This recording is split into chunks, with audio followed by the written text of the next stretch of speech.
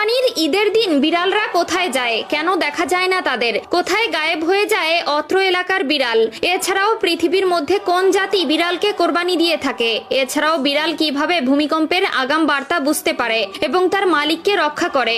এছাড়াও যারা বিড়াল পালন করে তারা কিভাবে ব্রেইন স্ট্রোকের হাত থেকে বেঁচে যায় তা কি আপনার জানা আছে?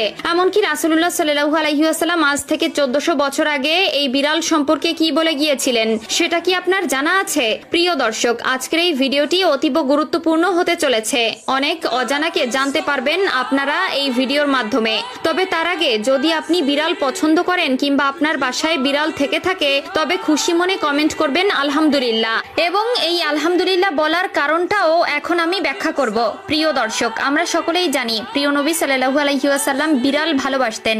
এই বিড়াল সম্পর্কে মহানবী সাল্লাল্লাহু আলাইহি ওয়াসাল্লাম কিছু হাদিস বলে গেছেন আমাদের, যার মধ্যে রাসূলুল্লাহ সাল্লাল্লাহু আলাইহি ওয়াসাল্লাম আবু দাউদ শরীফের 754 নম্বর হাদিসে ও তিরমিজি শরীফের 92তম হাদিসে বলেন, বিড়াল কোনো অপবিত্র প্রাণী নয়, বরং এটি তোমাদের গৃহপালিত প্রাণী। এছাড়াও রাসূলুল্লাহ সাল্লাল্লাহু আলাইহি ওয়াসাল্লাম আমাদেরকে বিড়ালের প্রতি দয়া করা নিয়ে একটি ভয়ানক হাদিস বলে গেছেন, যেটা সহিহ বুখারীর হাদিস নম্বর 3318 এবং সহিহ মুসলিমের হাদিস নম্বর 5717তে বলা হয়েছে, একবার রাসূলুল্লাহ সাল্লাল্লাহু আলাইহি ওয়াসাল্লাম এক মহিলার কথা উল্লেখ করলেন যে একটি বিড়ালকে বন্দী করে রাখায় তার উপর আযাব হয়েছিল, কারণ সে বিড়ালটিকে খেতে দেয়নি এবং মুক্তও করেনি যাতে নিজের খাদ্য সংগ্রহ করতে পারে। এছাড়াও আধুনিক গবেষণায় উঠে এসেছে যারা বিড়াল পালন করে বিড়ালকে ভালোবাসে ব্রেইন স্ট্রোক এবং হার্ট অ্যাটাকের সংখ্যা কমে যায়।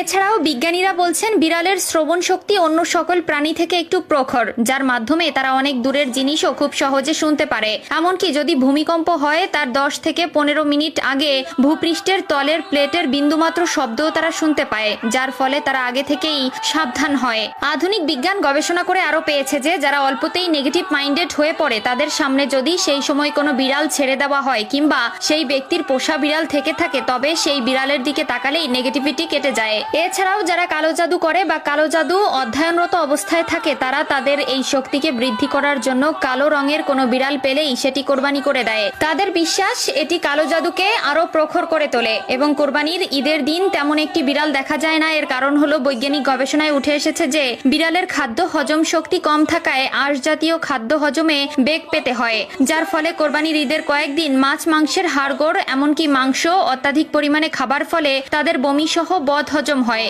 এবং তখন তাদের কাঁচা সবুজ ঘাস খাওয়ার প্রয়োজন পড়ে, যার ফলে তারা লোকালয় ছেড়ে নির্জন এলাকায় ঢুকে ঘাস খায় এবং বিশ্রাম নেয়। তাই প্রিয় দর্শক, বিড়ালের এত গুণাগুণ জানার পরেও যদি কেউ বিড়ালকে ঘৃণা করে তবে সে মূর্খ ছাড়া আর কিছু নয়। তাই তাদের বিড়াল পছন্দের বা যাদের বাসায় বিড়াল আছে তারা একবার